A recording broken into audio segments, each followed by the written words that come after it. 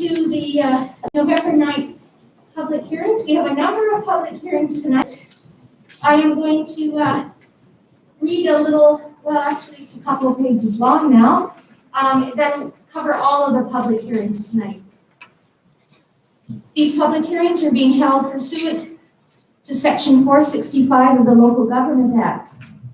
All members of the public will be given a reasonable time to be heard or to present written submissions respecting matters contained in the bylaws that are the subjects of these hearings. All information, correspondence, petitions, or reports that have been received by noon today concerning the subject bylaws have been circulated to council and are available to the public as part of the meeting package. For each public hearing, staff will provide their report, which will be followed by an opportunity for the applicant to speak where applicable. Members of the public who have pre-registered to speak have been added to the speakers list and will be called in the order that requests were received. And I have these here. Anyone who is not pre-registered may call into the conference line during the live meeting by dialing 1-877-385-4099 and entering participant access code 7382948. There will be an opportunity for public comment according to the speakers list, followed by comment from those in the gallery or on the phone. Speakers will be asked to state their name and civic address. Please note that all representations, whether written, in person, or electronic, are available to the public for viewing as part of the public record. Remarks will be limited to 5 minutes per speaker and should include all of the relevant information in their presentation. Further opportunity will be afforded all members of the public to speak a second or third time with new information only, once all persons have had an opportunity to speak. Council may ask questions of staff and public, but once a public hearing is over, no new information can be received. Council debate on the bylaw will take place during the regular council meeting following the conclusion of the public hearing. At that time, any questions of staff will be for clarification purposes only. The corporate officer will now provide information on the notice of the public hearings. Thank you, Madam Mayor.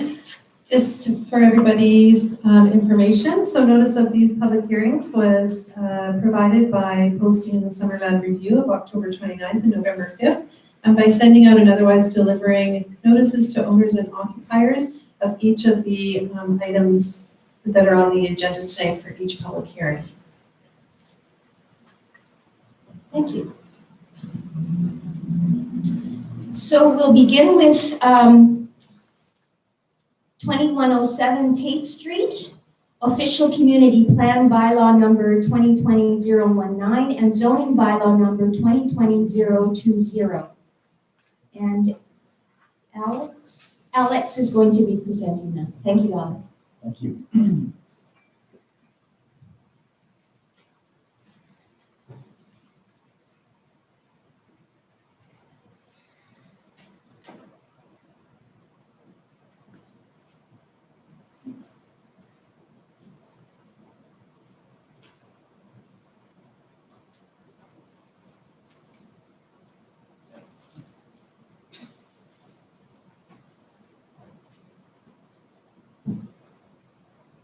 All right.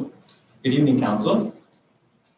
So the district has received an application to amend the future land use designation on a portion of the property at 2107 Tate Street from tourist commercial to high density residential, and to rezone from highway commercial to high density residential. Both requests are in association with the proposed subdivision of the property.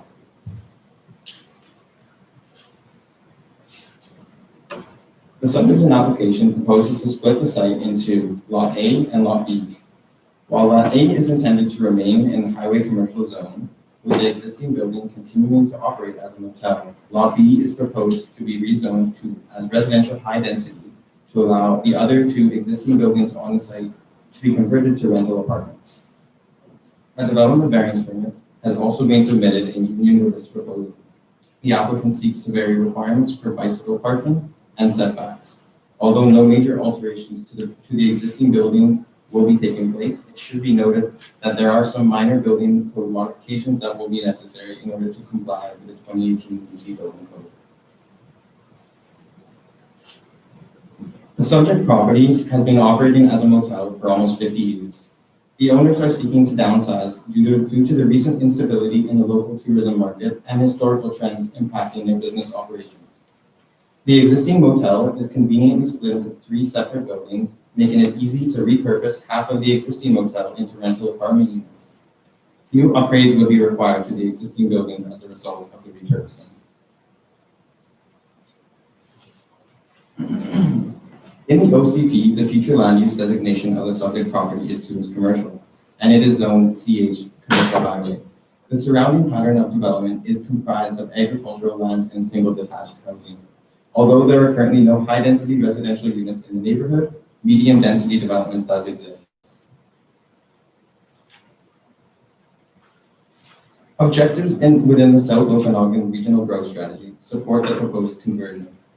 Objective 3A communicates that development should be specified in areas with publicly operated services and infrastructure.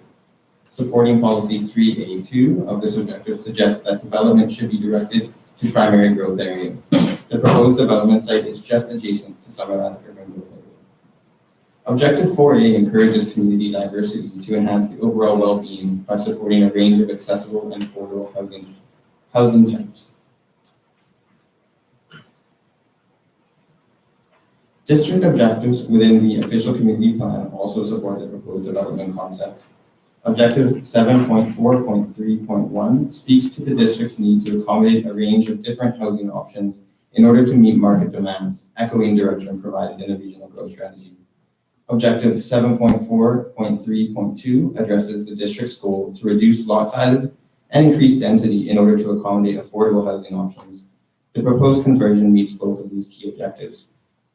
Further, Objective 7.4.3.4 states that the district should ensure residential developments are located where they can be efficiently serviced and linked to existing infrastructure without the taxpayer needing to contribute to initial capital improvements or excessive operating costs. Although this is usually geared at focusing development in downtown or lower town, it just so happens that the existing motel is fully serviced and will require few upgrades to the existing buildings. The proposal satisfies this objective in that existing infrastructure can be retained and repurposed to help meet a community need for housing. In 2017, an affordable housing framework project was conducted for the District of Summerland, identifying key deficiencies in Summerland's existing housing stock. The report found that housing is overwhelmingly single detached homes. Much of the existing multi-unit housing stock is targeted at seniors, and there is a significant lack of registered rental property in Summerland. The proposed conversion of motel units to long-term rental accommodation would provide a much-needed supply of more affordable housing in Summerland and is considered to be a positive step in addressing these issues of housing diversity.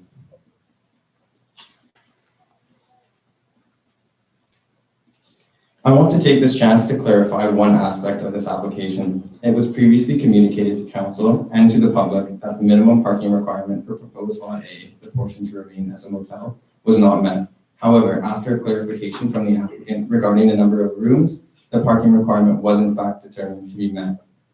Lot A, remaining as a motel, is required to have 1 stall per sleeping unit. The motel has 29 sleeping units, and as such, 29 stalls are required. 30 stalls are provided. Lot B, proposed as rental apartments, is required to have 1 stall per studio unit, 1.25 stalls per 1-bedroom unit, and 1 visitor stall per 7 dwelling units. The apartment will have 22 studio units requiring 22 stalls, 5 1-bedroom units requiring 6 stalls, and 4 visitor parking stalls required. The applicant will also be meeting the requirement for EV charging spaces. And I'll just show the map here. I just wanted to clarify, staff have ensured that these parking requirements are met by counting out, as shown on the map here.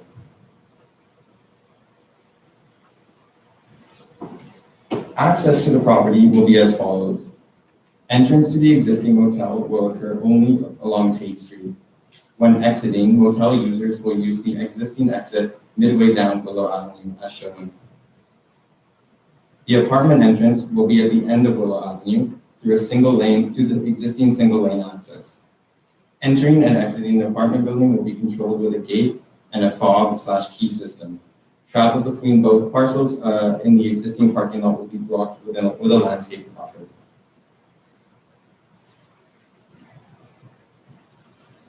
Should the application be successful, variances will be required in order to facilitate the eventual subdivision. Although no new buildings are being constructed, some of the existing buildings on Lot B do not conform to the proposed new zoning designation. Variance will be required to section 6.6.3 due to the proximity of certain parking spaces to property lines. On Lot B, one parking space on either side encroaches on the 1.6 meter setback from interior side property lines. Variances will also be required to section 10.9.6 A, I, and B to ensure the existing buildings are brought into conformance with the new setback requirements of the RHD zone. Further, the applicant will also be requesting variance to table 6.3 to reduce the required number of Class A bicycle parking stalls. Staff are supportive of the application to amend the future land use and rezone the property. The proposal is supported by objectives in the official community plan and the regional growth strategy, seeking to improve housing diversity in serviced areas and the retention of existing infrastructure. Further, the proposal addresses key issues identified in the 2017 Affordable Housing Framework Project by diversifying housing options in Trout Creek and providing a more tangled option for local residents. Should council support the application to rezone the subject property to RHD and to change the future land use designation map to high-density residential, a submitted subdivision application will be processed. Thank you very much, council.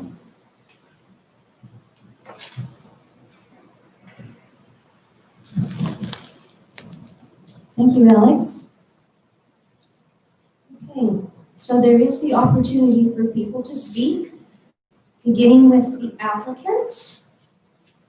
So, John and Karen Lathy. Again, please state your name and your civic address.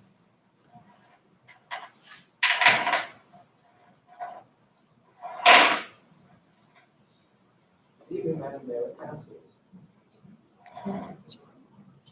My name is John Lathy, and I live at 500. Could you just wait a minute? I'm not sure that your mic is being broadcast as well as it should be.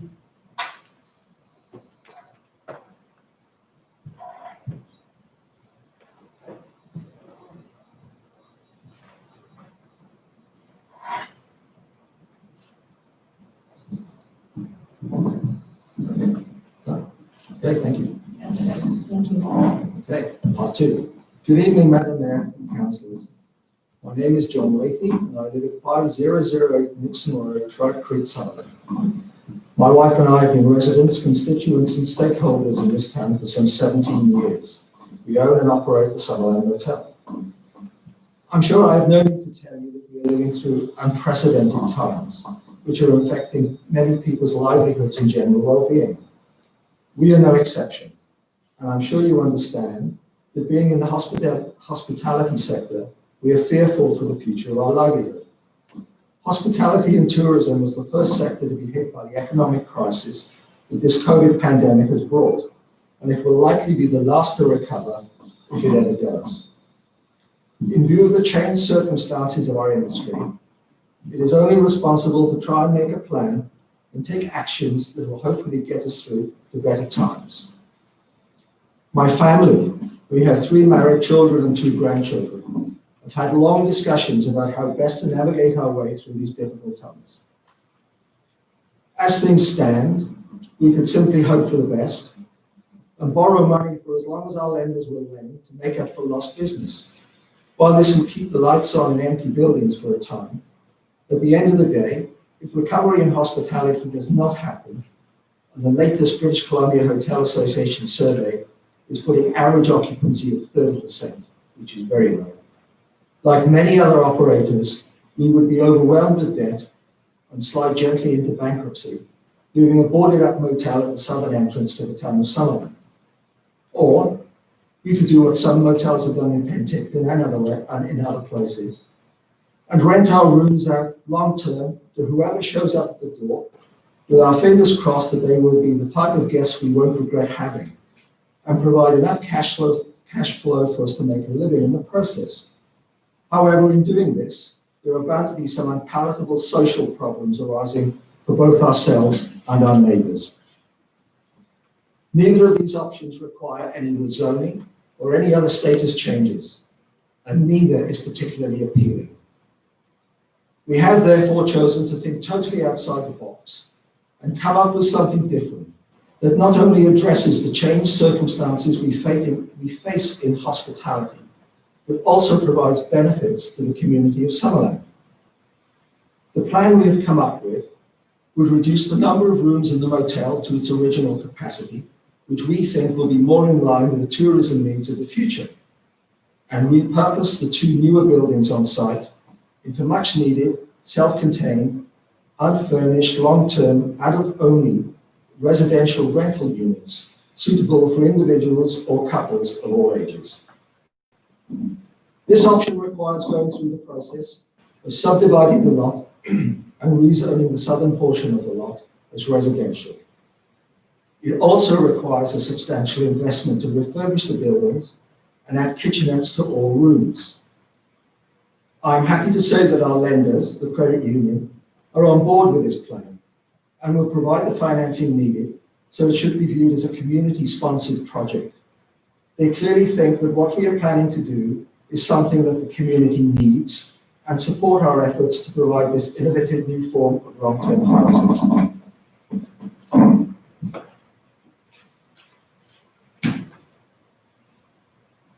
We have always been good citizens in this town, both corporately and as individuals. We have put in a great deal of infrastructure, part of which was the construction of a trunk sewer link under the highway, which was built through our property to Willow Avenue. An easement over our property was given to the District of Summerland, which enabled the residents of West Trout Creek to connect to the main sewer system with a consequent uplift to their property values. Our additional cost to provide the sewer main through our property to the benefit of the entire neighbourhood was approximately $100,000.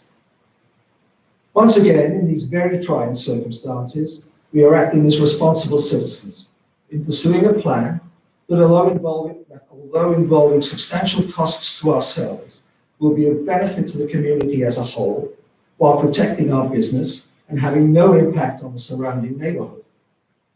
The buildings are built. They are where they are, and we cannot move them. All we can do is make the best use of them, rezoning them for residential use in what is a residential area should, in my view, not be contentious. So what will these apartments look like? So if I could get slide 1 and 2, please. All studios will have a built-in kitchenette and a Murphy wall bed to make the best use of space. All units have their own private balconies or patios.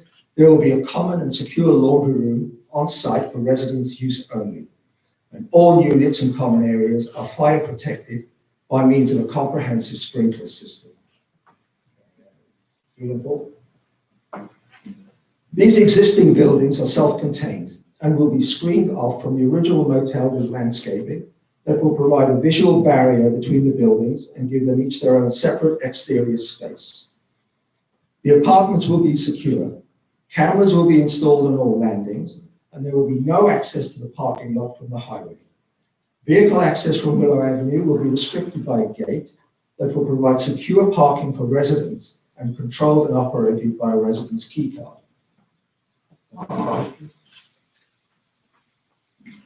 Both lots A and B will comply with the on-site parking requirements as required by the District of Summerland bylaws. At the present time, there are no restrictions regarding street parking in the area. And over the years, motel patrons have rarely taken advantage of these lack of restrictions. In fact, most of the perceived parking problems on the street are a result of street parking by neighboring residents and their guests, who, like many families in Trout Creek, have multiple vehicles.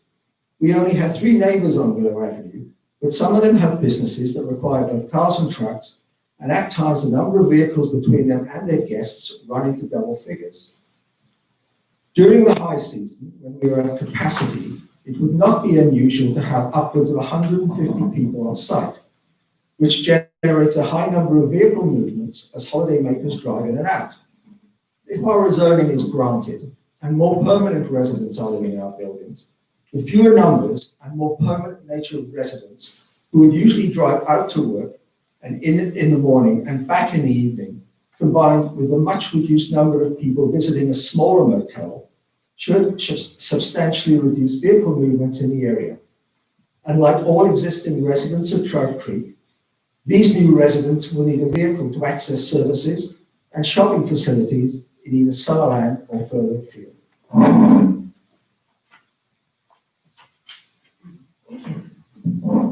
As is usual in all tenanted buildings, potential residents will need to provide references, sign a lease, and provide a damage deposit.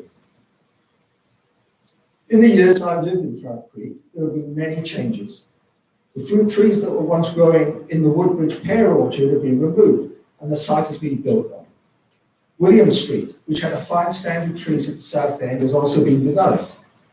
The apple orchard by Powell Beach has been built on, with lots so small and houses so big it looks as if their roofs are touching in places. A tract of land on Wall Street that used to have vegetables grown on it is now all building lots. The Summerland campground now has townhouses being built on it. Properties on Woods Avenue and Stoner Street have been subdivided and subdivided again, and coach houses are being built by the score for rent, which, like Airbnb, is totally unregulated. And a new motel is also slated for Johnson Street behind the gas station. The list goes on, and changes will continue to occur that will dramatically change the physical landscape. What we are proposing does not. None of us like changes, especially when they are brought about by external events over which we have no control. But adapt to them we must, and this is our best shot at survival. In view of the fact that we will be bringing 27 much-needed new rental units to the community of Summerland, I hope you will support this rezoning application. Thank you for your time and attention.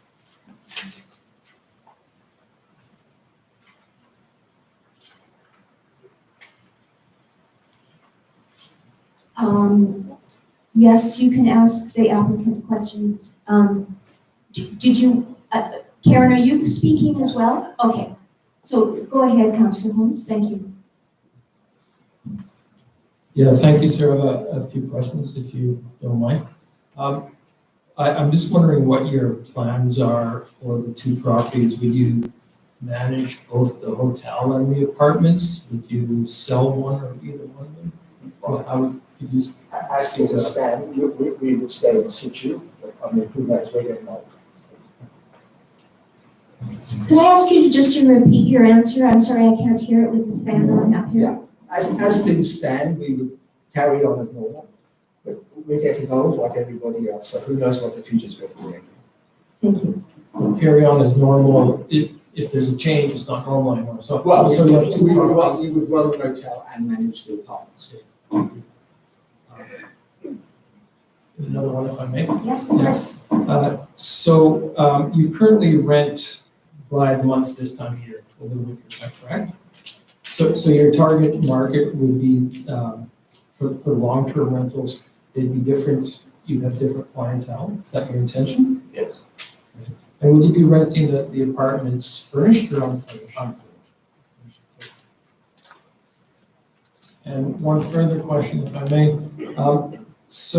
Just why was the plan to have them predominantly studios and why not more variety? Say maybe more than one or two bedroom units? Because that's how the building is built. And if you start knocking it about, you actually break the envelope with fire prevention. So. Thank you. Thank you.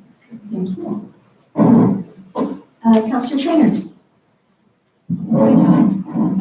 You mentioned that this was going to be an adult-only building, is that correct?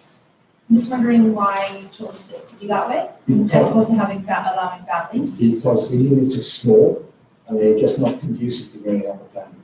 So could a single parent and one child move in? I wouldn't have a problem with it, but I'm just saying that know, if you have kids, we have kids, we have grandchildren, you need some space for them. Okay. So would that be a restriction then, the adult only, like would that be a policy or? It would be a policy, but really you have to play it by ear. It really depends on, what happens. All what I can say to you is over the years, we have had numerous inquiries from senior people who are moving into the area or come here for work or whatever. Not that many from families. Okay, thank you. Councillor Barkle.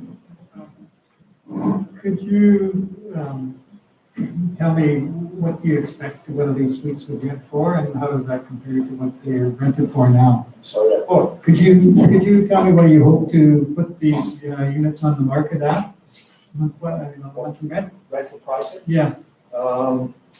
I think the going rate at the moment is around $950 for a studio, $12.50 for one bed.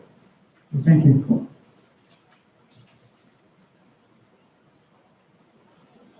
Any other questions of Mr. Leahy while he's standing at the podium?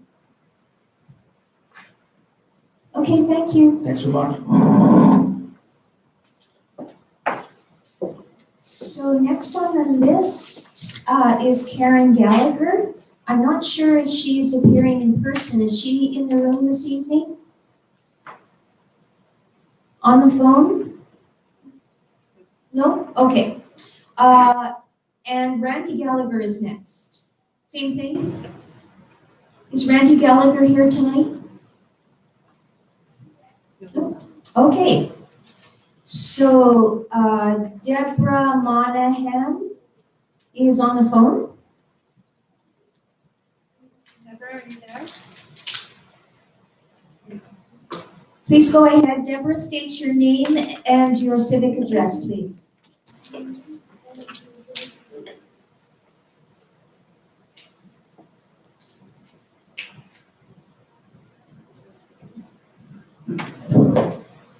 Madam Mayor, I'll ask, is Deborah Monaghan on the phone?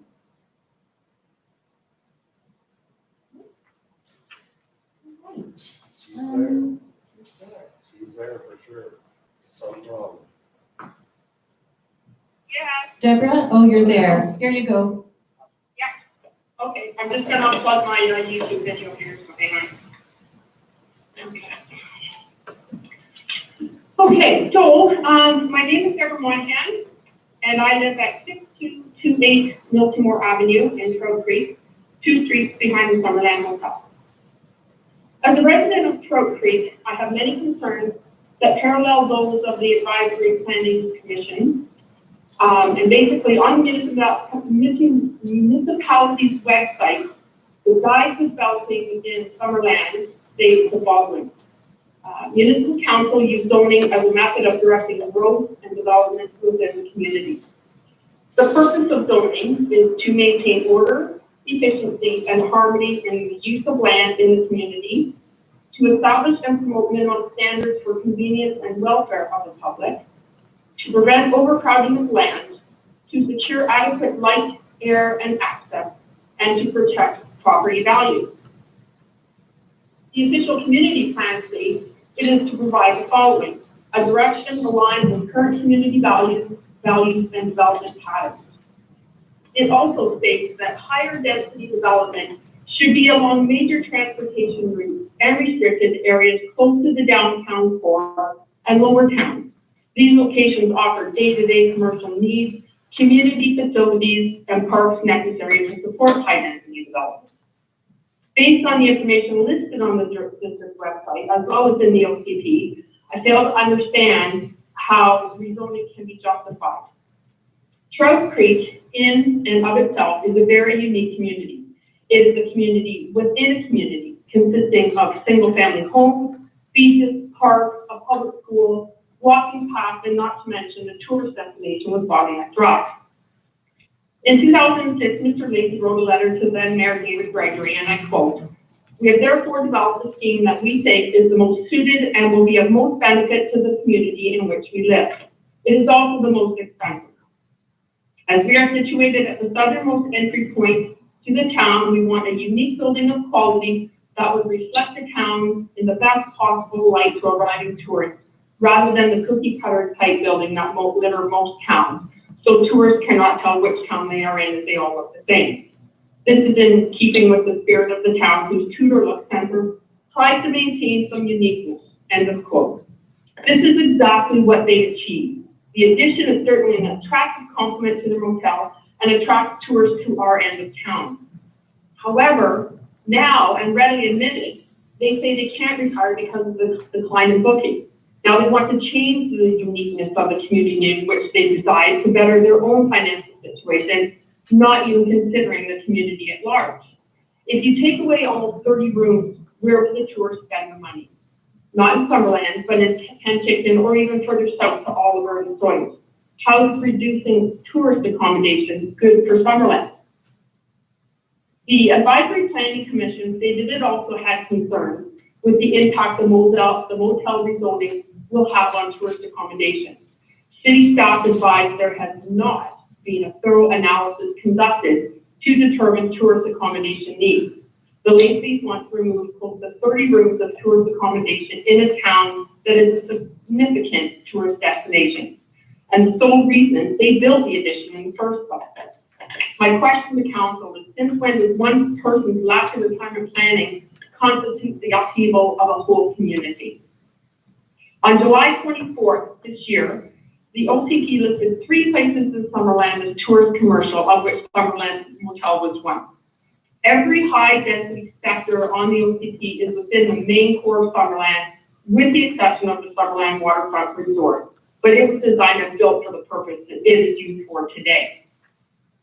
The Advisory Planning Commission raised the following concerns that parallel the concerned citizens of the neighborhood in and around the motel on both sides of the highway. The following comments are taken directly from the municipal website once again. The configuration of studio units may not be conducive to the needs of most renters. The commission would like to see more diverse unit options in the form of 1 and 2 bedroom units, family units. The general consensus by the Advisory Planning Commission that more rental housing needed in this location is not necessarily ideal, as it is located far from services. This statement by the Advisory Planning Commission reiterates what was already written as part of the official community plan. There are no support services in Trout Creek. There was only a gas station with limited products and a liquor store. The applicant's response to the ACP concerns of the location, once again posted on the municipal website, was, and I quote, "The location is the location. A substantial number of people live in Trout Creek and they give up. Most Summerlanders shop in Penticton anyway. I have rarely seen anyone walk to the supermarket." To me, that is not a very community-minded or supportive response, and an attitude the mayor and council should seriously consider. On September 28th this year, Alex Cox, the planning technician, wrote an order to Anthony Haddad, Chief Administrative Officer, with the following staff recommendation. That official community plan bylaw amendment bylaw 2020-2 or 019 located at 2107 Kate Street to change the future land use designated on the southern portion of the property from tourist commercial to high density residential be introduced and read a first and second time. At that public hearing, and that a public hearing be held on October 26th to receive public feedback on official community plan bylaw amendments. Referring back to the guide to developing in Summerland, it also lists the application processing time and clearly states that between weeks 8 and 12 in the process, application be considered by council and a bylaw dismissed or staff authorized to create a bylaw, and B, public hearing is held after a notice period and bylaw is either abandoned or received second and third reading. According to Mr. Cox's own words, he recommended the bylaw be introduced and be read a first and second time, which according to the website, they were read a first and second time on the 28th, and this was well in advance of the original public hearing date of October 26th. So the second reading of the bylaw prior to the public meeting held here today contravenes all the development guidelines. In conclusion, I ask the mayor and council to reject this zoning application, not only because high-density residential zoning does not align with the current community values and development patterns in Trout Creek, but also because of the potential to decrease property values, disrupt the order, efficiency, harmony, and uniqueness of the community, all of which are described as part of the municipality's OCP and guide to developing in Summerland. Lastly, it is disheartening and disappointing that policies and procedures and the OCP as set forth by the municipality, along with the recommendations by the APC, have been disregarded during this process. I urge you to reconsider your position moving forward and reject this building application. Thank you for your time, and thank you to all those in the community who have helped make our voices heard. Thank you. Thank you, Deborah. Hello? The next person I have on the list is Paul Monaghan, and he is in person. Oh, thank you. Please come to the podium. No wonder I've been cooking my own dinner the last 2 months. I haven't had a lot of information. My name is Paul Monaghan, 6228 Milky Avenue, Summerland, just down the street from the hotel. First thing I'd like to do is thank everybody for coming out during these COVID times. We're not really supposed to be in meetings like this, but I suppose I might have been part of the plan for getting this passed. First thing I'd like to touch on is all businesses in the Okanagan, BC have their good up and down times. A lot of us rely on the tourist season or whatever for us to make our money. In the off season, we got to be able to survive through it in order to have a sustainable business. We've all been pretty much hit by the COVID. I'm down 50%. The orchards are, who knows how much they've lost by now. They don't get pickers to pick their fruit. So they aren't the only people losing money at this time from the COVID issues. Okay, so if we're going to start rezoning somebody because they're starting to lose money, well, I'll be applying for a zone for a 5-plex in my place next week. I'm sure the orchardists would love to have the ALR lifted so they can put apartment buildings down there as well. It's just part of business. You have to either make your way through or you don't make your way through. Yeah. Secondly, I'd like just to find out today what the actual rules are for motels and how they operate. I know my business, I have a certain amount of retail, a certain amount of manufacturing, a certain amount of teaching area.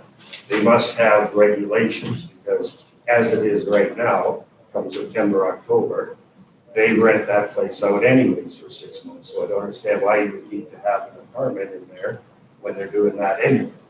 And consequently, what normally happens at that time of year, September, October, November, is when we start to get break-ins into our residents in the area. And I'm one who's had probably more than anybody that 6 vehicles missing there over the years during that time of year. So it does promote a little bit of problem in the crime area too, having people come in like that. So one thing I would like to know myself and find out at some point, I tried to look into it, is what are the rules for motels? Are they allowed to rent out month by month year round? If that's the case, what do they need an apartment? What do they need to zone up an apartment for? To sell the other half or whatever? I don't know what the difference is, but like I say, my business and other businesses have regulations that they have to abide by.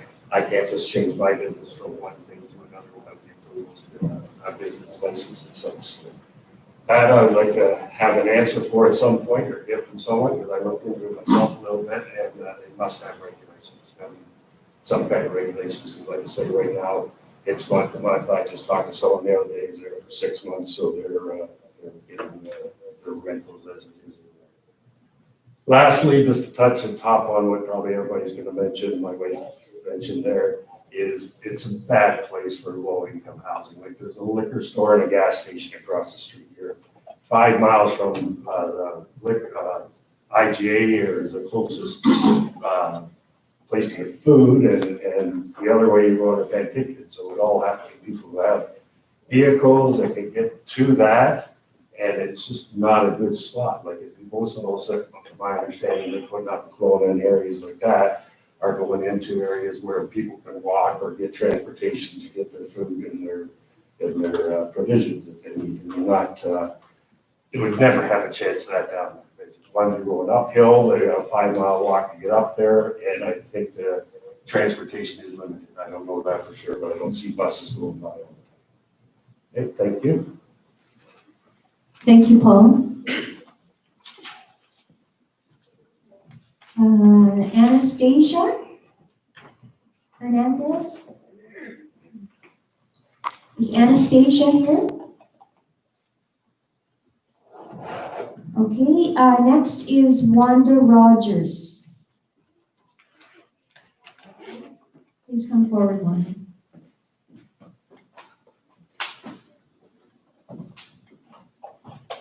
Hello, I'm Wanda Rogers. I live at 6212 Willow Avenue, right across the street from the hotel. I feel that changing the hotel into apartments is a bad idea. There is not enough parking spaces even for one vehicle, let alone if they have two. They also need 2 spaces for garbage and recycling. I don't think that's going to look good at all. Parking should be able to fit in hotel property. The hotels in Summerland, Rosedale, Pleasant View park on their property. Also the ones in particular that I checked out. The motel has been doing long-term rentals for a long time. One day I looked out my front window and there were police watching the motel. They were waiting for a search warrant to arrive. This is a couple years ago. A man was arrested for mail robbery as he found stolen mail in his room. The police drive by almost daily from the motel. About 4 weeks ago, I read in the paper that the police arrested one person when they were at the motel for a different matter. There's a lot of foot traffic and vehicle traffic, not patrons of the motel that come, stop very shortly, and then gone again. So that makes more traffic on our road. In the summer, the motel told one of the men that he could not park his truck on their property as he was leaving on. So it got put onto Willow Avenue until one of the Summerland workers had it moved. At the end of May, I needed an ambulance. The driver was very upset because it took a long time for him to be able to turn in, to take, and then again on Willow because of traffic. We are no turnaround road on Willow, and we can hardly handle the traffic that's on it now. The yard company that cuts the grass for the motel parks on the road, and then lets everybody drive around them. Not safe. I feel that if you rezone half of the Willow Avenue, it'll be used as an in and out apartments. On the map there, it shows that there will be people coming between the old motel and the new one. Is that been looked at for safety? There's a door coming right off the motel there. I don't think there's room for traffic to be buzzing by. So if you please check that out, it'd be great. Otherwise, we're just an accident waiting to happen. We need no parking signs on the motel side of the road, as they've chosen to have cedar trees instead of room for their parking. This has been an ongoing thing. I want room to be left so if we need an emergency vehicle, they can get down the road. And as John's talked about people in their lots of vehicles, you're talking about me. And we have room on our side. We didn't put up cedars to take away our parking spots. And now we're on our own property. Monaghan is a tourist place, and I feel it's better to have the hotel stay as that, because they do this. When we're over all this, I hopefully we'll get back to normal. So therefore, I think it's better to leave the motel as a motel, not as apartments. Trout Creek does not have any amenities, restaurants, grocery stores, and so on, to be able to support these apartments. Thank you. Thank you, Wanda.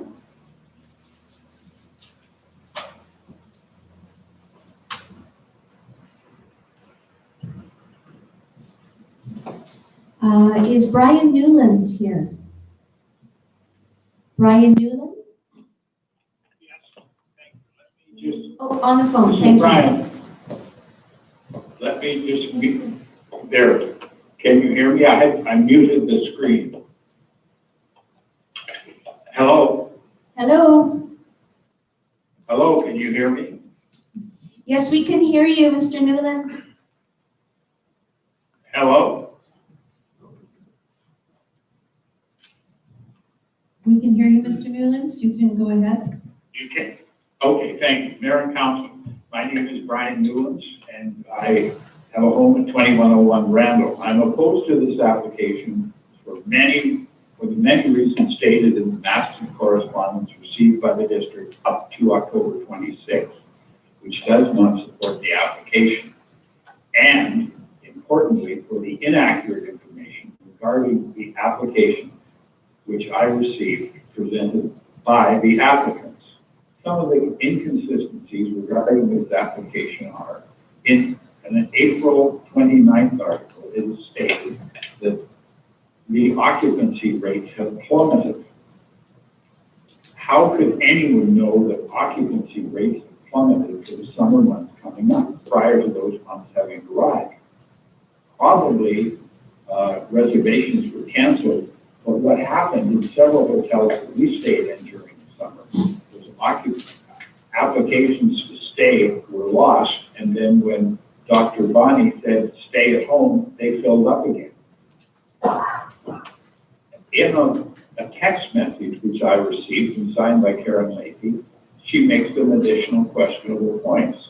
Quote, just to make the point as clear as possible, this project has nothing to do with BC Housing and is no way funded by any government agency. The relevance of this statement is challenging to understand. That is, no one has stated that the government is funding the application. Firstly, why would government fund and assist the applicants? And secondly, why would anyone state that government is funding a private real estate transaction? Further, quote, the segment of the population that really requires affordable housing are young families and seniors. While this statement is accurate, seniors look for a closeness to services such as healthcare, grocery stores, recreational facilities, medical clinics, and libraries. Young families would be welcome in the Trout Creek area, I would suggest, as there are schools, beaches, tennis courts, baseball diamonds, all nearby. But one would have to ask, would young families with children really move into a studio suite? Motel visitors stay for a short period of time and thus eat out on a more than average basis. My wife and I stayed at the Summerland Motel a few times, loading up our home and ate out every evening. Further, it is stated by Karen Leahy that the Summerland campground has been rezoned to high-density residential from commercial tourism. This is not correct. The Summerland campground was zoned RMD, which is residential medium density. A notation was received by Karen Leahy advising her that the Summerland campground was rezoned RMD. She responded by saying that the Summerland campground has gone from commercial tourism to multi-occupancy residential. This again is false, as it was rezoned RMD, and I have attached establishes zone chart, and there is no such zoning as multi-occupancy residential that I could find on the Summerland website. Further, she states that the point I was making is that the precedent has already been set. Rezoning of property is always viewed on an individual basis. That is case by case, not set on precedent-setting occurrences. A couple of points that I would like to suggest. If this application is approved, will the applicable DCCs be charged to the applicants, which are shown on Schedule F of my information package, as if the property in the application were, quote, a new build? Possibly a portion of the DCCs were levied when the new motel was constructed, so it would be unfair to charge the applicant for costs which they have previously paid. Also, as pointed out today, and I didn't know this until this evening, that the side setback is being asked to be reduced from 6 meters to 1.1 meters, an extremely massive reduction. Also, bicycle parking spaces, which are required should this zoning be approved, are being requested to go from 54 to 0. in Summerland's letter, a Summerland Motel's letter, rather, to Mayor and Council on October 23rd, the applicants make statements in support of their application. Rather, they choose to make unclear statements to support their application. Quote, I was subject to a manic tirade by a person from speak up, Brian, Tate Street. This tirade should not happen to anyone. Excuse me, Mr. Newlands? Excuse me? And you may have to transfer what I'm saying, Karen. The 5 minutes is up. Mr. Newlands, did you hear that? I'd like to conclude one thing if I could. Yes, please go ahead. Conclusion, that I looked up and I could only find on Wikipedia, not that Wikipedia is the definite answer to all, but it reveals the following. What is the role of a counselor? A counselor's primary role is to represent the ward or division and the people who live in it. Counselors provide a bridge between the community and the council. As a local counselor, your residents will expect you to respond to their queries and investigate their concerns. Of the 53 pages sent to the district prior to October 26th, there were 2 letters of support of the application, people stating thoughts and concerns, neither stating support for or against, 4 letters, and there were 21 letters against. Karen asked that you take into account of what is actually going on here in Trout Creek. In concluding, this portion of my letter is that you view the statement at the end of her letter, wherein that you council are asked to really look what is going on in Trout Creek as the Summerland Motel requests. What is going on is that the overwhelming majority of the residents of Trout Creek are strongly voicing their application, strongly voicing their opposition towards this application. Thank you.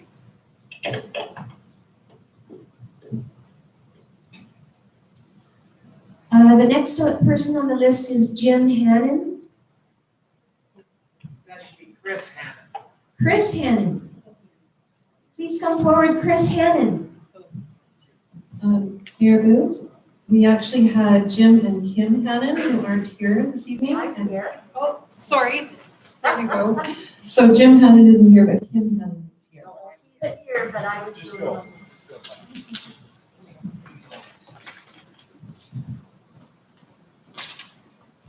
Before you start, is there a Chris Hannon here? Chris and Kim Hannon? So the name Jim, there's not a Jim Hannon. Very confusing. This is very confusing. Is Jim Hannon here? Yeah, I'm still here. Okay, so you are the next to speak. He doesn't want to speak. He doesn't want, you don't want to speak. No, we thought you would. Okay, you are on the speakers list, that's why I called your name. Kim Hannon, thank you for your patience. That's okay. Good evening, everybody. I'm here and I agree with the opposition. Could you please state your civic address? Oh, I'm sorry. Thank you. 2503 Juniper Street in Summerland. And just for the record, I've been a resident of Summerland for 20 plus years. And I do shop in Summerland. I just want everybody to know that. I have a few concerns.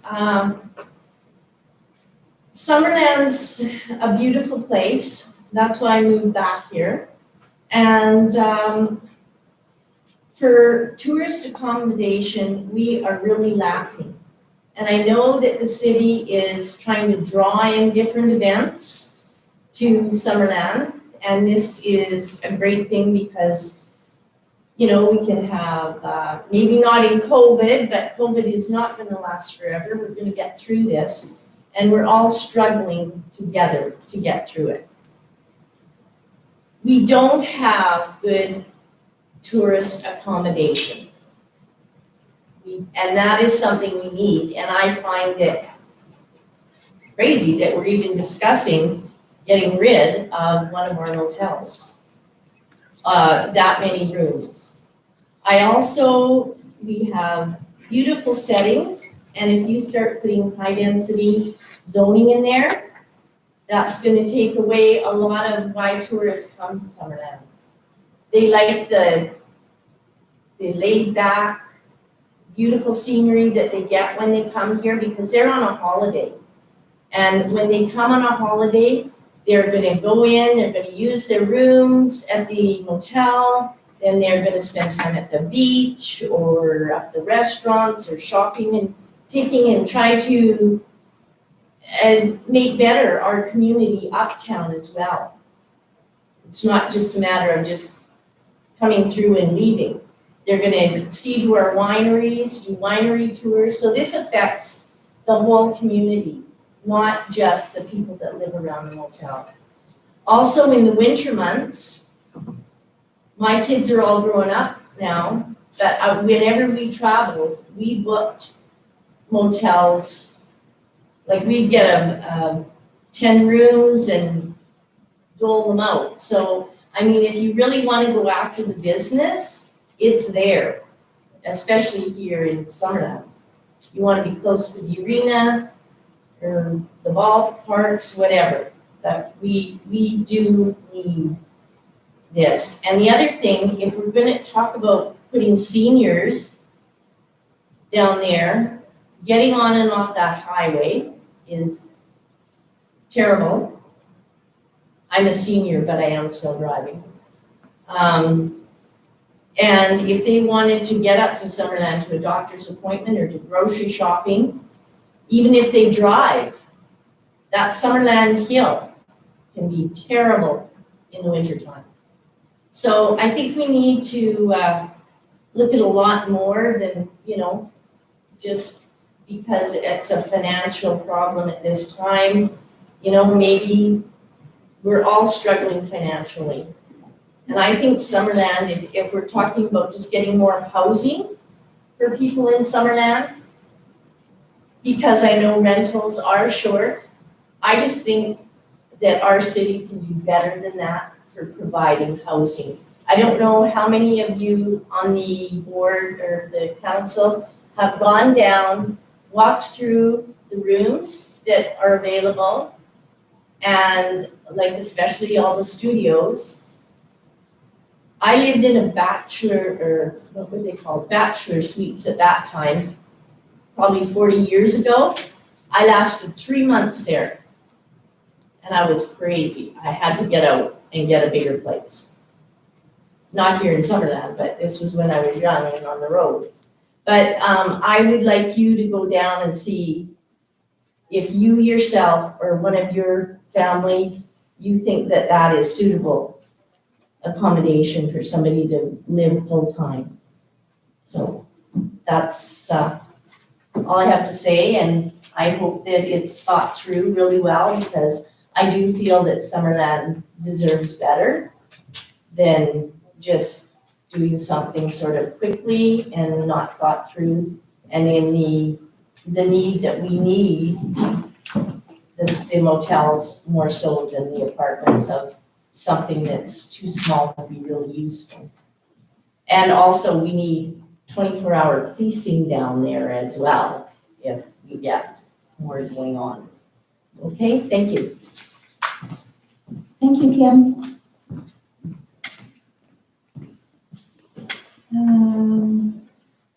I have Cindy Fediuk on the phone. Is she there? Cindy Bediuk, are you on the phone? Yep, yes, I'm on the phone. Can you hear me? Yes, we can hear you. Go ahead. Okay. So, thank you for giving me the opportunity to, first, Cindy Fediuk. My address is 878 Lighthouse Landing in Summerland. So I maybe give a bit of a different perspective on this issue from those that have already shared some really good points tonight and in the correspondence that the council has received to date. I'm opposed to this proposal. Excuse me, Cindy? I moved here with my husband about 2 years ago from the Lower Mainland. And Cindy, one moment, please. Could you ask her to mute her YouTube? Oh, we're just wondering if you have anything playing in the background, if you could mute that, please. Oh, I thought I did. If there's anyone else on the line, if you could please mute your sound. Go ahead, Cindy. Thank you. Okay, I hope you can hear me fine. So my husband and I moved here about 2 years ago from the Lower Mainland. And we thought we hit the jackpot when we found Trout Creek, this gorgeous gem of a neighborhood that we were so excited to move to. And it has been that. It's lived up to our initial expectations. It's a lovely family neighborhood. We have a great school nearby, and we always comment on how lovely it is that children can actually play and walk around the neighborhood and ride their bikes and be down on the beach and kind of be unsupervised. Very different from where we came from in the Lower Mainland, where we lived through a bit of this experience that I think Summerland is now thinking about. We lived in an area where we had this type of conversion to affordable housing in a neighborhood that didn't really meet, it didn't fit with the neighborhood and how it had already been kind of set up. And we've seen a lot of the things happen, the concerns that the residents have shared with the council. I won't go into all of those, but many of the concerns that they shared and the worries they have about converting the hotel to these types of units, we have experienced. So I'm opposed to this. I would hope that we could keep this lovely Trout Creek community the way that it is, and have Halloween evenings where we have 400 children coming to our doors and feeling safe to walk through the neighborhood. And really, you know, if we're going to make changes to this Trout Creek neighborhood, let's think about the services and the type of culture that we have here today, and let's try and keep that in mind in terms of whatever changes we may want to make or bring into this neighborhood. So I'll keep it short and sweet because we have some great speakers here tonight that I think have lots to say. And I want to thank you all for having me speak. And I'll just finish by saying, so I oppose the proposal for change. Thank you. Thank you. Is Rick Lambert here? Rick Lambert or Angela Lambert? All right, Al Fisher.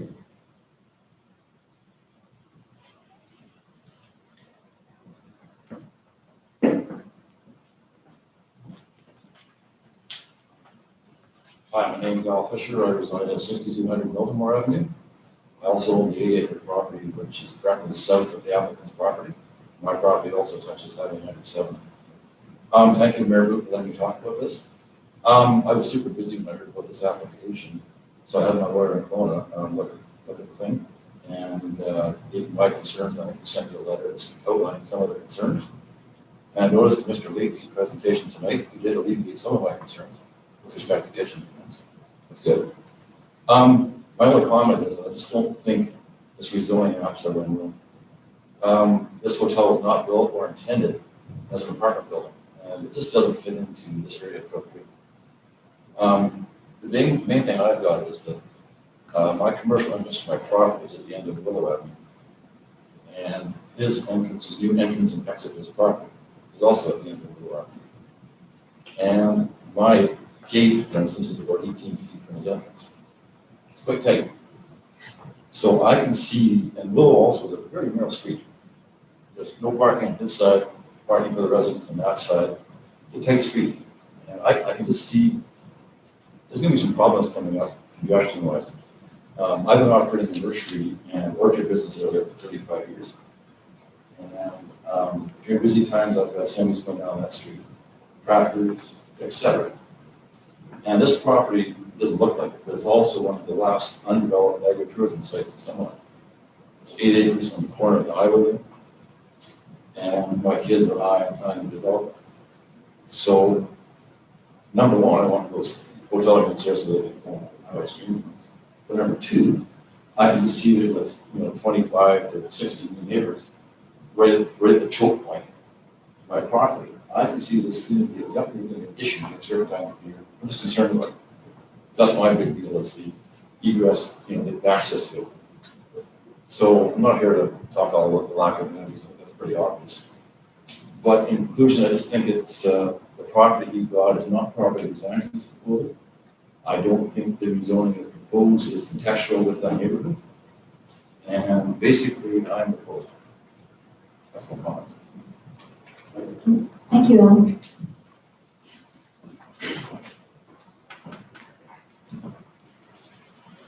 Larry Lacasse?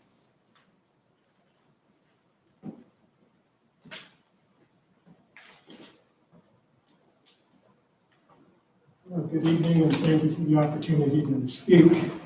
I have quite a number of things I thought I would say, and a lot of them have been said already. My name's Larry Lacasse, 2117 Thornburg Street, so across the highway. I've had issues with some of the clientele at the motel, and that will have maybe a positive aspect to a change. However, that's one of the few benefits. Relative to what I see, it's having had my property for 30 years or more, I've seen a dissolution of a lot of agricultural land, splitting it up into residential. And I don't know if this is a step along that line of losing more and more agricultural land. So I do have a problem with that. On the flip side, I see that the building is already in place, but there's issues with the access, number of people, size of units, and a few people have already mentioned that the size of the units for long-time stays, if they're apartments, they could drive some people insane. And also the fact that people move in to start with their own personal plans, being single or single parent with a child, but eventually they get into a relationship and all of a sudden everything's a little too much for a smaller unit. So that could cause a lot of transition of who might rent on a long-term basis. Relative to some of the comments about the police sitting and watching a unit, that might have been relative to one of the many thefts I had at my property 2 winters ago. And I was having to see the RCMP every second or third day, and they were at my property every twice a week, going through things with me. Now, that is a hard thing to say where these people are coming from. However, it was through the winter months, and I tracked a number of people over to the motel, and I chased people on foot, I chased people in my vehicle, and again, that's not the owner's problem, other than with the winter rentals, which are the longer term, where it's furnished. Some of the clientele that come in, they're just this certain type of people who are overwintering in Summerland. Now, having units available where they have to furnish their own unit, that may dissuade some of those people from using that as a location for themselves. And I'm not saying that all of the people I had a problem with were there, but there were a number of occasions where I could see some of my belongings in the back windows of cars and things. And that was a little hard to take with the RCMP. I'm able to do a lot. Relative to the request of what's put before you, I'm really on the fence with that. I can see benefits to me. I see a negative side to it as well. And part of it comes back to the fact that Trout Creek, when I first bought, was a rural flavor with a lot of agriculture, and I'm seeing that changing. And that to me is a slippery slope to be going down, including the fact even where they planted the cherries, they removed basically most of the topsoil. And I was told that they would be respreading the topsoil afterwards, and that never happened. So that's another big chunk of land that maybe in 5 or 10 years the cherry crop dies, and They feign the fact that, oh, well, we can't make it viable, so let's turn that into another subdivision. I don't know what the big scheme of future plan of that is, but every time I turn around, there are things happening with a negative aspect to the agricultural and rural flavor of Trout Creek. So as far as being a place for people to be able to visit Trout Creek in the summertime, I've actually directed a lot of people over to the motel when they've stopped asking for directions or information. So I've always thought it was a good place for tourists. And we are losing a lot of available camping and other accommodation styles available in Summerland. In Peachland, it's no different.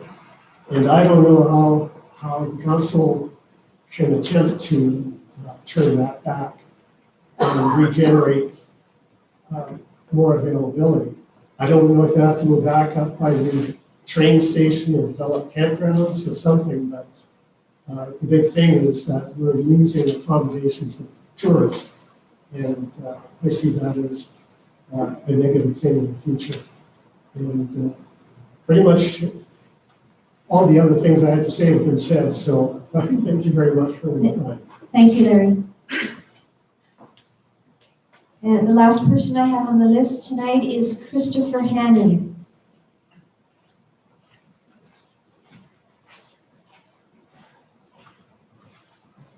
Hello, everybody. Thank you for the opportunity to speak. My name is Christopher Hannon. I live at 2117 Tate Street. It's the first house behind the motel in Trout Creek. I've never met the owners of the motel before. I've never had any interaction, positive or negative. I think of myself as a relatively good neighbor. If someone has a problem with anything I'm doing, I typically try to solve the problem. I try to be polite and stay out of people's business. I've lived in long-term suites in motels before. I've done it. I was traded from this hockey team that used to be here in Summerland when I was a teenager, and I lived in a motel where I ended up for over 6 months. Based on my firsthand experience with that, I know that it's no place to live. We do have a problem with housing in this province, in this country. I myself am a landlord of a low-income family. I know that there's a need for it, and I know that it's challenging. The price points are ridiculous. Young people are trying to pay rent that would typically be more than the landlord's mortgage. This is a huge problem. However, I believe that takes a system to solve. I appreciate that this is a potential option. I just don't believe that this location in this neighborhood is appropriate. Several speakers have already made points about parking and things like that and access, and there's an argument for and against everything. I just think that my experience living in one of these units in a different motel is pretty valid in this case. I know what it's like. It's very difficult to do anything. I had a kitchenette. I had the whole thing, and it's an expensive way to live, regardless where you are. I've got my wife and I, we've got a baby on the way. We're really lucky in that neighborhood. It's really blossoming with young families and things like that. So I was a little disappointed when I heard that, it was going to be an adults only requirement. I don't know if it sounds like that may change, but the way that this neighborhood is evolving is it's a family neighborhood now, and it's something that we're all very excited about. We've got one of the most ethnically diverse neighborhoods, I think, in all of Summerland, really. My wife's from Mexico. The folks down the street are They're from the United States. We've got people from Portugal up the road and so on and so forth. It's fantastic. It's a beautiful family community. Unfortunately, I just don't think that this location is appropriate to achieve this. I understand hard times with the pandemic we're in. I'm a small business owner myself. It's not easy.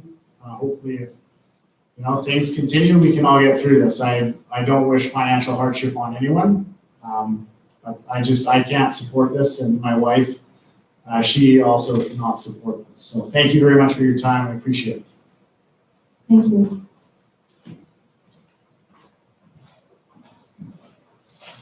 Have you received any other registrants to speak? We haven't, Your Mayor, but we would like to just suggest that if anybody does want to speak, that we ask the gallery to just open it up. Yeah, okay. Is there anybody here that has not had the chance to speak that would like to come to the podium to address this public hearing? Please come forward.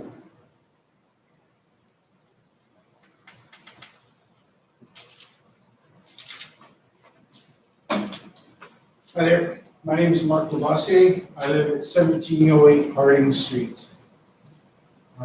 My parents moved here back in 1976. We lived in the residence at 1708 Harding Street during that time. I'm just going to touch on a few points that really I don't think have really been brought up. He's already allowing the temporary residents in there for 6 months terms already. So that's already been established. And I understand with the COVID incident, we're all trying to survive and deal with that. There's a lot of temporary exceptions that can be made for that. But one of the things that really I'm worried about is the allowing of the adults and the rental tenancy that comes involved. I don't know if the owner has done his due diligence to determine what actually will all be involved once you start into the rental market. The horror stories are out there. And my concern is the fact is that once the rental person gets in, they're in. Trying to get them out is a very difficult process. There's a long-term process that's involved. There's the Rental Tenancy Act, there's short-term, there's a tribunal that goes through it and all that stuff. It's what I've managed to see over my last 20 years working.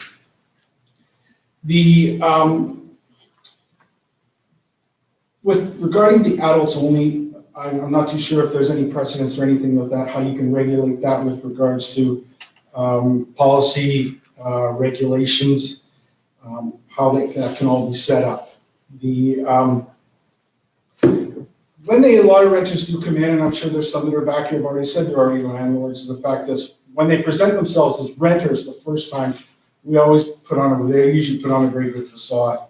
It's the due diligence of the owner, the renter, the owner of the property, to make sure that they do their due diligence to research the person. A lot of times there's a lot of facade that goes into that.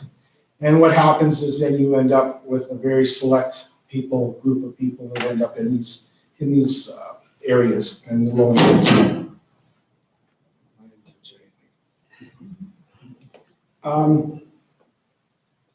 The other safety concern that gets me is the close proximity to the highway.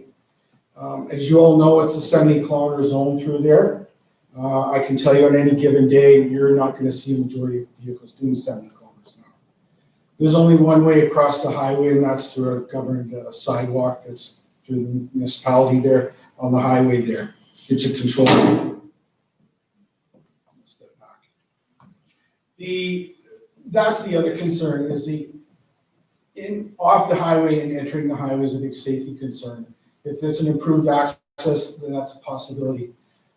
On the plus side is the fact is my family has used that motel many times for events that we've had, and it's a very plus that we do need that. The other side of it is the fact is I've also seen positive aspects when certain groups, organizations actually control this with regards to communities from maybe the mental health society, brain injury societies, things like that, where they're regulated under a very strict contract, not under the rental tenancy agreement, then those are done very well. I've seen that, the positive aspect of it. But the negative aspect, if you're just going in for long-term rentals, which you already have that there already, it's very difficult to get them out once the problem starts arising.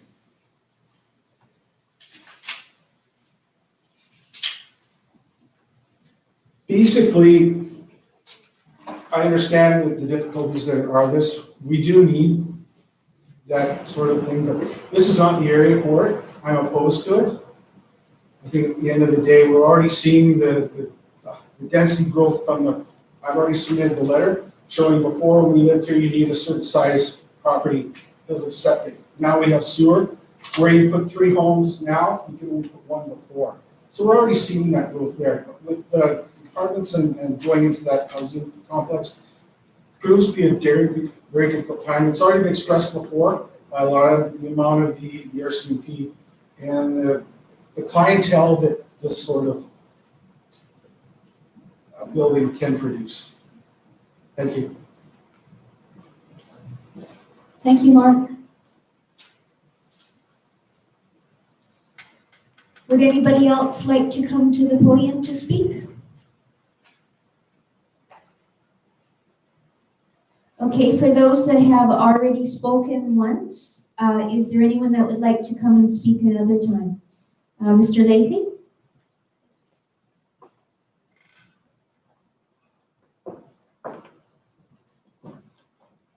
Thank you, Madam Mayor.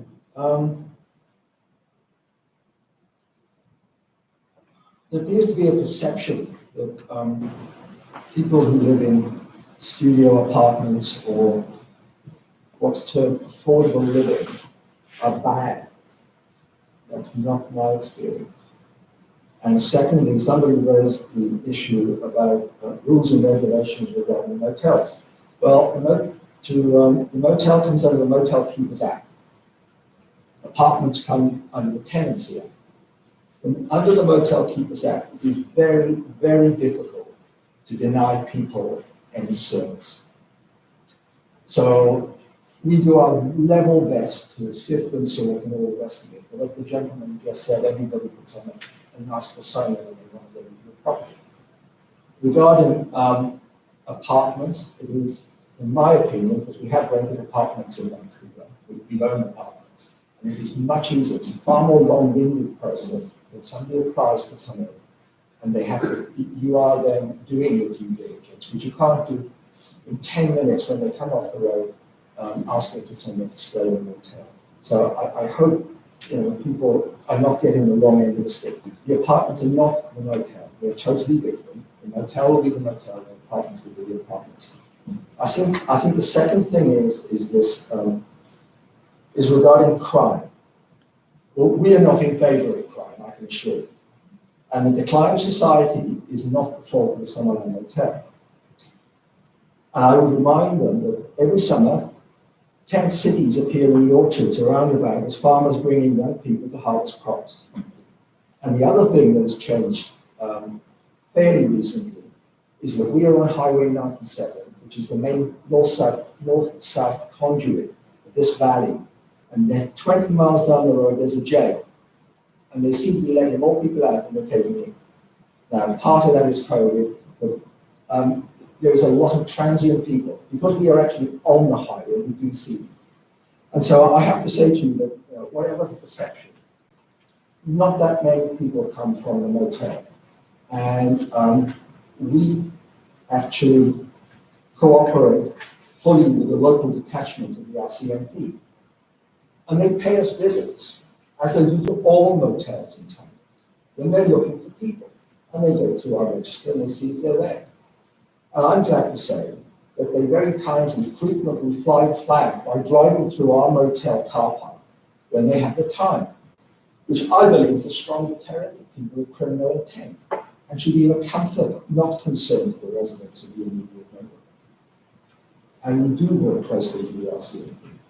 So, in conclusion, people have their own opinions. I respect them and all the rest of it. But at the end of the day, I think that what we are proposing will actually be a big benefit And I think that there is a great shortage of rental properties. And I think it will attract younger people, couples, and downsizing seniors. And, the fact of the matter is, if you 2 or 3 years in, you have 3 kids, then obviously you're going to look for a bigger apartment. You're not going to stay there. One of the good things about being in Trout Creek, actually, is there's plenty of space to get out. There's plenty to do in Trout Creek. You can go swimming, you can go boarding, wherever you want. So I would again emphasize that just because they're affordable, they're only affordable because of their size. They are not low-cost subsidized or supported welfare housing units, as has been put about. So in my closing statement, I would commend what you're doing today and ask you to fully support it. Thank you very much. Please don't go away. Is there anyone on council that have any other questions of Mr. Leahy? Councillor Patton. Thank you, Madam Mayor. Mr. Leahy, I see that Cal Micklejohn, your architect, is in the gallery. Would you mind if I ask him a couple questions? Please.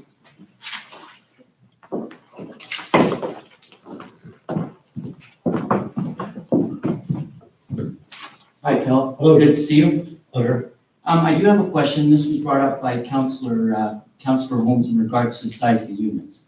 One of the things that was brought up by Councillor Holmes was, is there an opportunity to increase the size of some of the studio units? In your professional opinion, with the fire separation in between the units and being a sprinkler building, is that a deterrent or can that be done? I can imagine that if the owner wanted to expand the size of his units, we could do that. I don't think there is any deterrent, or it's not impossible. You'd have to double check some issues regarding separations, but it could be done, certainly. Yeah. Excellent. Thank you so much. You're welcome.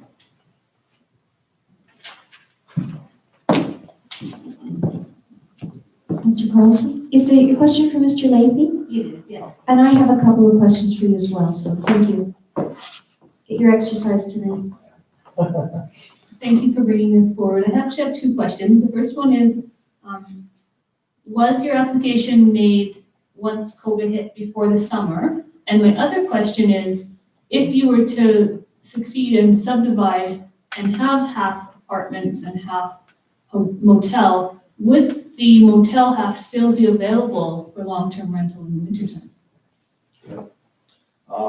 Firstly, we have thought about this before COVID. And the reason I'll give you is we have been at that motel for a long time. And we have, like everybody else, gone through a lot of difficulties. The first one probably started with the financial crisis. Then we've had 2 seasons of fire. We've had flood. We've had technological change in our industry, whereby people now are going through things like Expedia and Booking.com and so on. We've had Airbnb.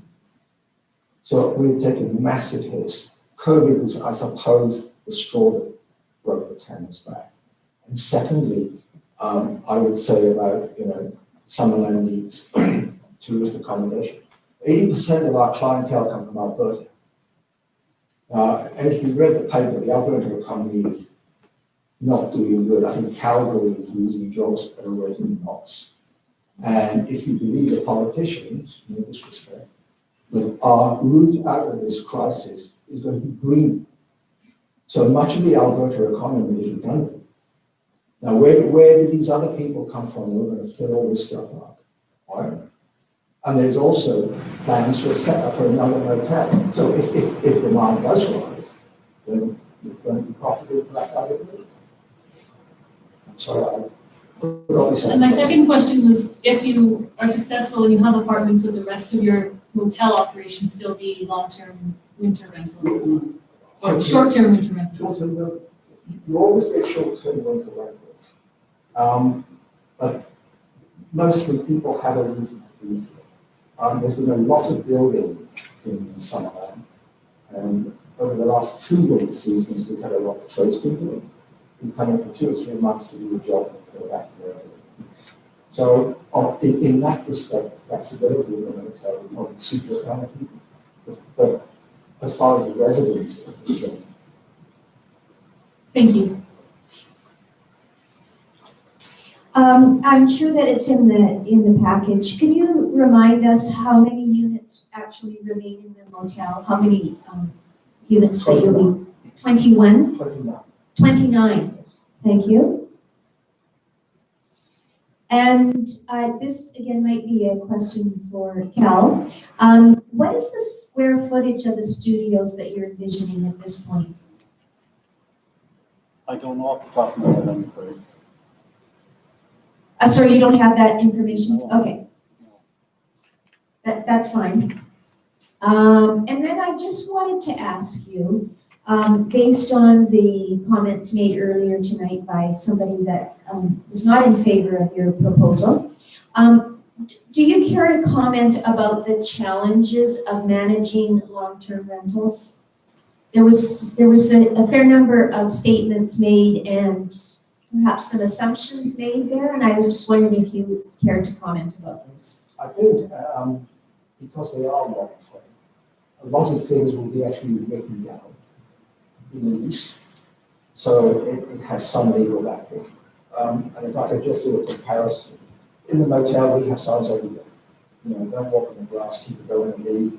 All that, nobody takes it. And I can holler at until I'm really. Actually, with a longer-term thing, you have probably a stronger relationship because these people are here today and not tomorrow, whereas in an apartment they're not. So we can actually enforce rules and regulations. I think so long as all the stuff is going up front, then I think there's a far better understanding. And if I could also ask you, when you speak about long-term rentals, is this a lease arrangement? And so it would be year lease, year to year? Good, thank you. So those are the questions I had. Anybody else have questions of John or maybe Mr. Meiklejohn? Okay, thank you, John. And I'll ask for a third and final time if there's anyone in the gallery that would like to come forward and speak to this, even if it's their first time or second time. Wanda?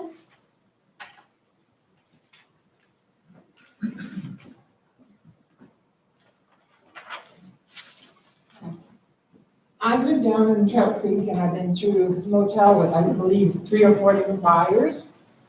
And it seems like since John's bought it, he's tried to push his boundaries out all sides. And he's, the highway department, he has trees and shrubbery there. On our side, he has the cedars. On the other side, there's cedars and whatever. His property drains across the road on Tate that causes a hole there that causes everybody to go around. I really feel he's got no feeling for his neighbors at all. We never get a good morning, hi, how are you doing? All we hear is the bad stuff. And I'm nervous, I'm sorry.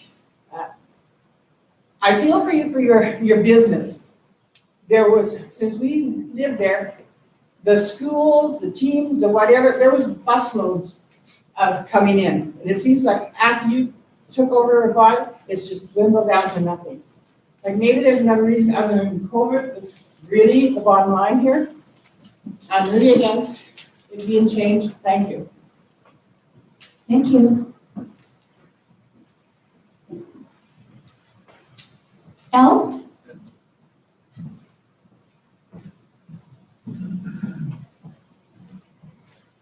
Just one more comment regarding the ALR versus a high density development. Oh, sorry. I said one more comment about having an ALR property next to a high density development. I do have the right to farm out behind me. So I can see potentially, there could be problems with noise, spray drift, dust, dirt, etc.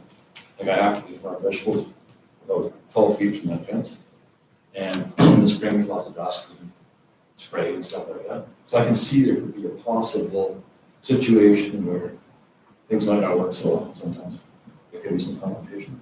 Just a comment. Because people are moving into apartments, city-blown pipes, they're not urban pipes necessarily. Anybody have some problems with the farming aspects? That's just the other part. Okay, thank you.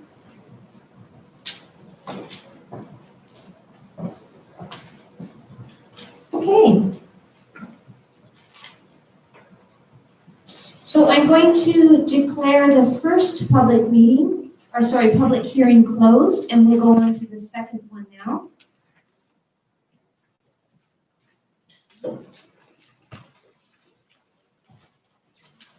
And that is shown as 4.1 on our agenda, bylaw number 2020-022, zoning bylaw amendment for 16618 Logie Road.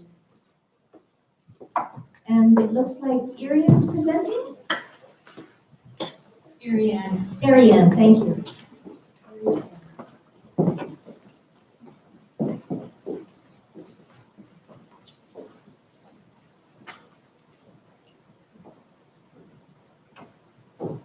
Okay, whenever you're ready.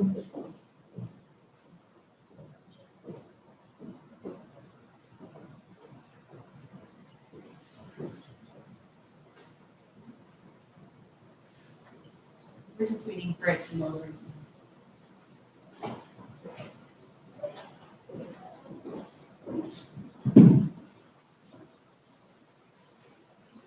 So an application was received from the owner of 16618 Logie Road requesting a site-specific text amendment to the zoning bylaw to allow a single detached house as a principal use, as well as 2 principal dwelling units on their property so that they can build a garage.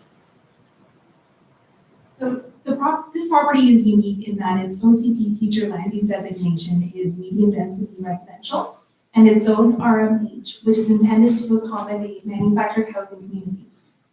The surrounding pattern of development is largely agricultural, with the exception of the adjacent manufactured housing community, as well as some single detached houses to the north. So this application is best understood by placing it within a historical context. The property was originally part of what is now the Summerland Mobile Home Park on Stewart Street, but was subdivided from the parent parcel in 1969. Despite its land use designation, records from the file indicate that the property was never intended to be used as a mobile home park. So, for instance, some documents in the file note that this property was to be used by the owner of the mobile home park as their principal dwelling, and that they either planned on building a single detached house or a mobile home.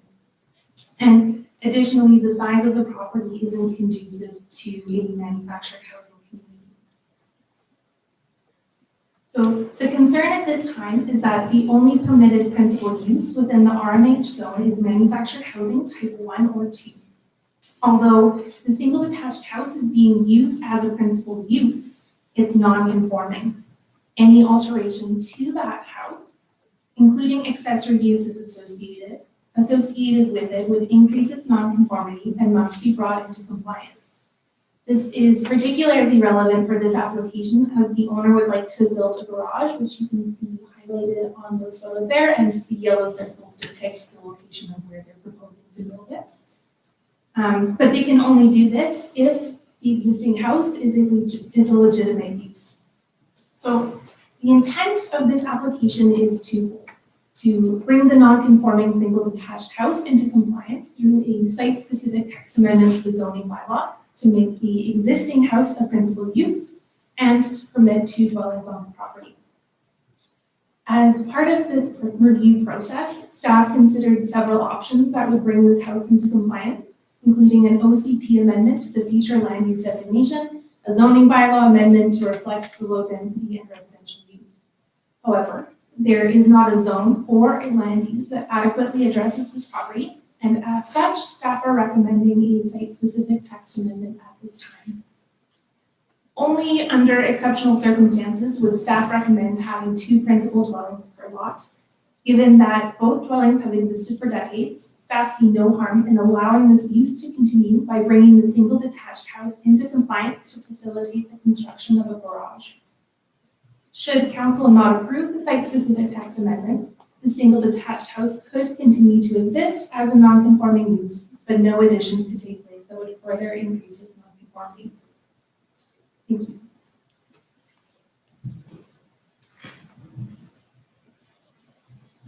Thank you, Ariane. Okay, this is the second public hearing. Any updates at all on people that might want to speak? No? And is there the applicant or a representative in that gallery? Yes? Would you like to speak to this or no?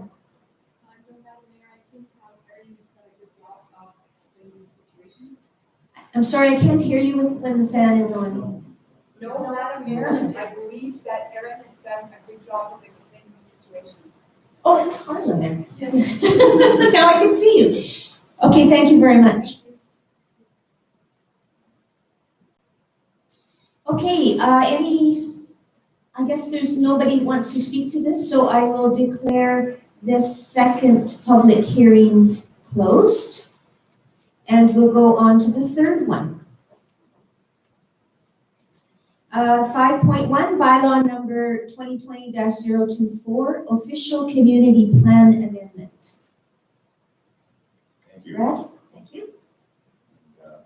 We're just loading up the PowerPoint here. Okay.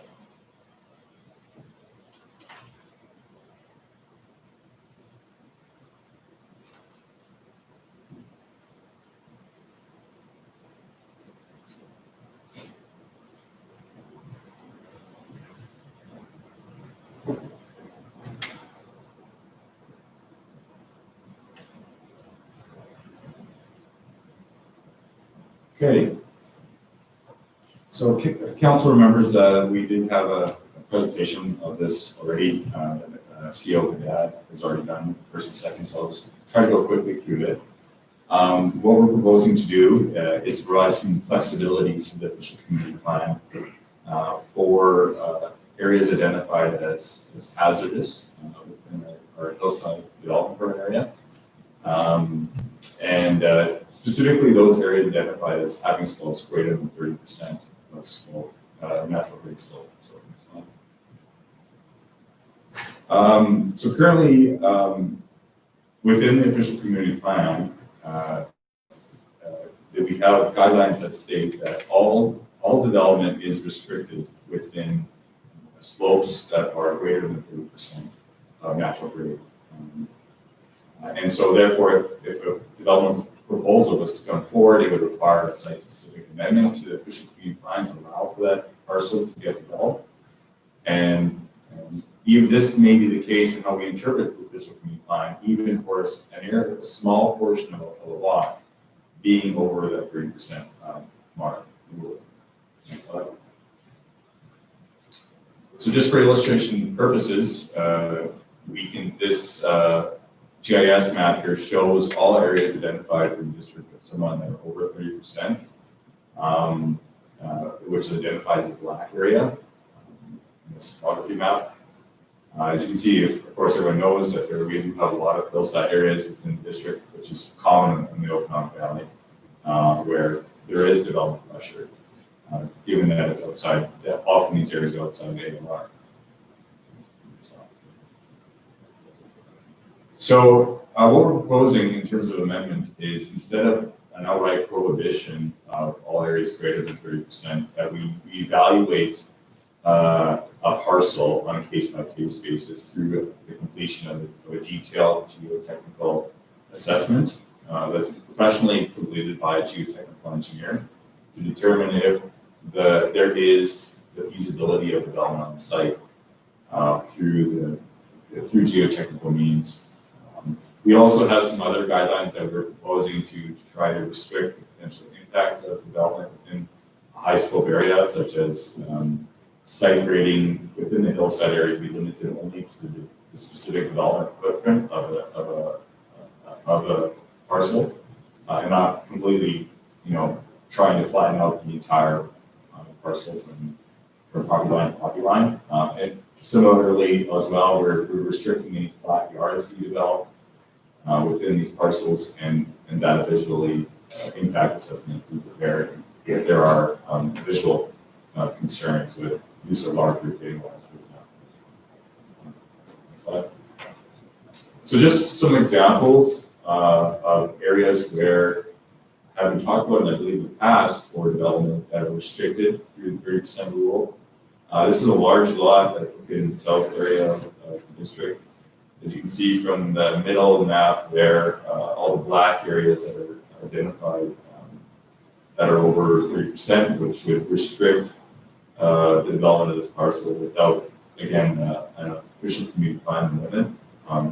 We do want to mention too that most of these areas are also layered on top with an environmentally sensitive development permit area and also potentially a wildfire interface area. So there's going to be the need for a comprehensive review of the suitability of the land for development from those lenses as well, as at the same time as we're looking at the hazardous areas of the site through this geotechnical investigation. As well, for infill properties, there's a few properties in town that have never been developed within subdivided areas already. This is a more medium density, high density type of location within Summerland that as well could be restricted by the 30% rule, although there has been development to the south and to the west of this immediate property. Next slide. And just even more drastically, within a developed lot within a single family area, there has been a restriction of this one lot for development, although the neighboring lots haven't been developed in years past. So we do want to create some consistency as well of our interpretation of the OCP guidelines moving forward. So we presented this to the advisory committees, the development process improvement committee. Their comments was fully supportive of the amendments. They believe that starting off the discussion with development, public parcel, instead of outright prohibition, will be a healthier discussion with developers rather than saying no off the bat. And then they also identify that there is already significant other DPs that will be required usually in these areas. Advisory Planning Commission suggested that we should do a more thorough review of the hillside development guidelines, which staff also has recognized the need to complete. Unfortunately, that wasn't done through this review, but it's something that perhaps needs to be looked at in the future. And there was a question of staff whether other communities do the similar type of approach to high slope hazard areas, and yes, looking at the city of Penticton and part of the US as well, they do allow development in greater than 30% slopes through geotechnical investigation. Oh, and then finally, just the change from the first and second reading, it's been pointed out to us that there's some numbering changes that are associated with our amending bylaw. So we are proposing at third reading, which we'll discuss, an amended bylaw that rectifies those numbering issues in that third reading you get as amended.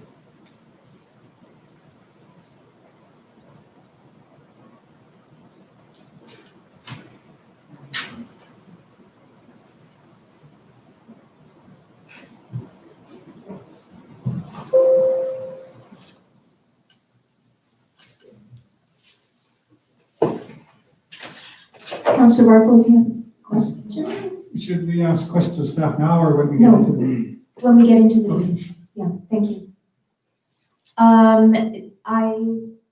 Tracy back there. I guess there's nobody here to speak to this one. I'll just make that assumption and declare this public hearing closed. And we'll get on to the next one.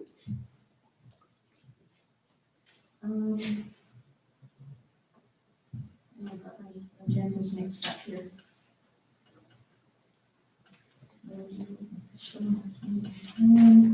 Okay, so that would be bylaw number 2020-025, zoning bylaw amendment for administrative and land use. Okay, it's coming up. Just Okay.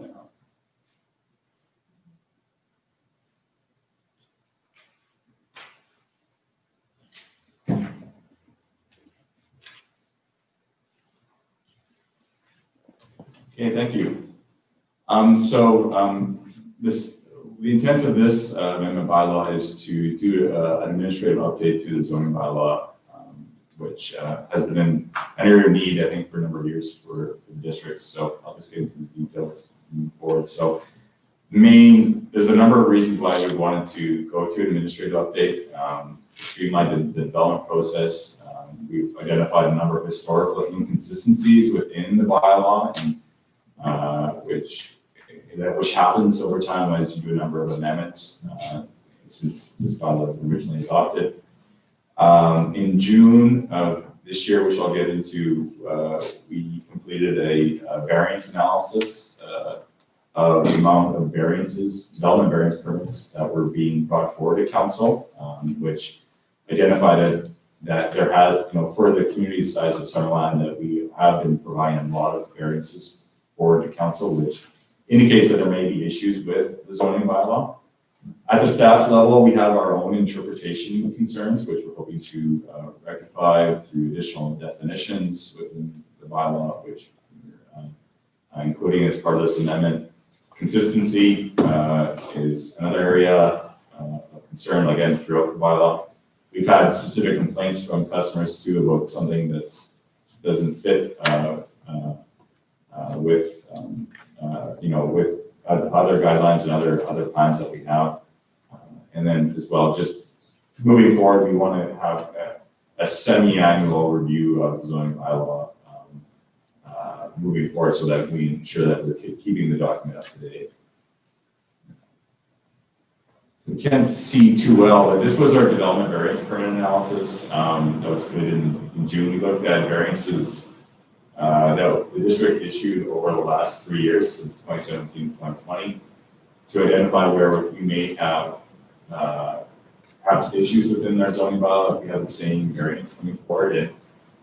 And setbacks is a high one, which is to be expected, but retaining wall was another one that was significant, and as well as maximum lot coverage. So those are areas that we're hoping to address with these amendments. Starting with the retaining walls, staff are recommending that we propose to increase the maximum height from 1.2 meters to 2 meters to reduce the amount of variances coming forward to council. And as